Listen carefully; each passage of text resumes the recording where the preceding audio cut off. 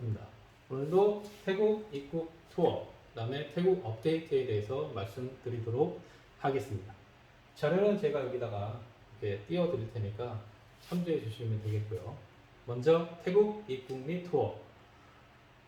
태국에 입국을 하시게 되면은 기본적으로는 호텔 격리를 14일 동안 해야 됩니다. 그리고 14일 격리를 하시는 동안에 3회 검사를 받으셔야 되고요.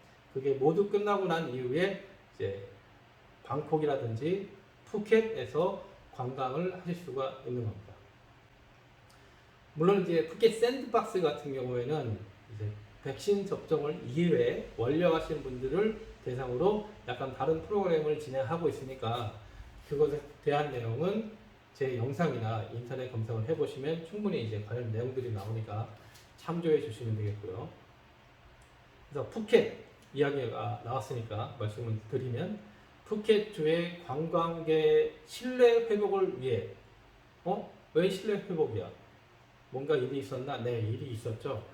푸켓에서 강력 사건이 하나 발생을 일주일 이전에 했는데 다행히 범인은 검거를 했고요. 그래서 안심을 해 주세요라고 태국 정부 푸켓주에서 이야기를 하면서 여행객 안전에 만전을 기하겠다 이런 내용을 발표를 했습니다. 참고해 주시면 되고요. 그래서 7월 15일부터 이 푸켓 말고 이 사무이라는 섬이 또 있습니다. 그쪽에서 사무이 플러스라는 모델을 진행을 했는데 이거는 뭐냐면 현재 태국에 입국을 해 있는 외국인 관광객을 대상으로 푸켓으로 들어오시면 관광을 하실 수가 있다 이렇게 했는데 원래는 한 1000여 명 정도 관광을 하실 것이라고 예상을 했다고 해요. 근데 딱 한 달쯤 지난 지금 시점에서 보니까 279명밖에 관광을 하지 않았다는 거죠.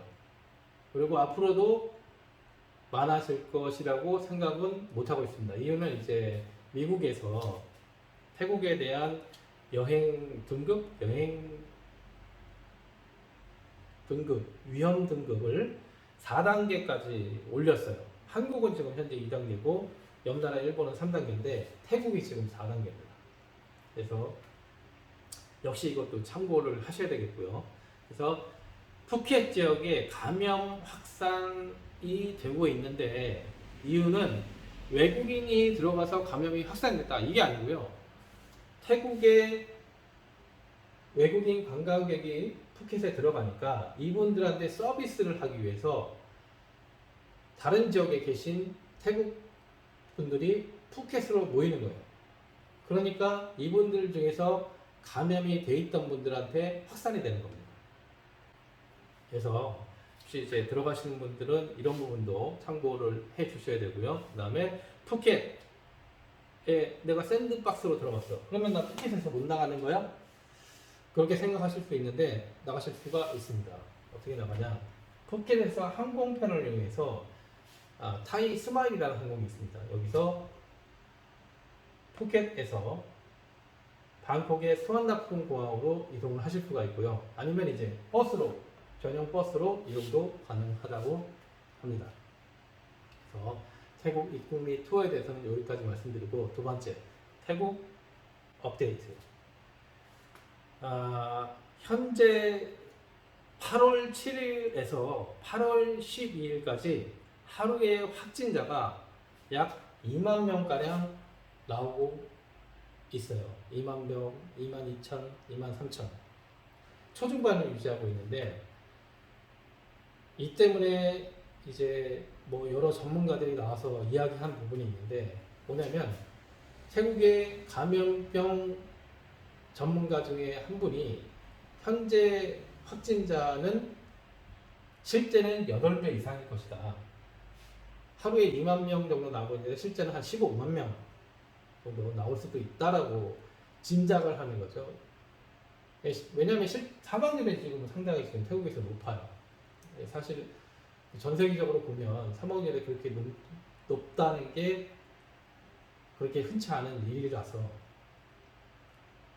그렇게 판단을 하고 있는데, 그래서 실제 사망률은 0.1% 정도 될 거다라고 생각을 하고 있고, 이렇게 이야기를 한 이유가 백신을 좀 맞아 달라는 거죠.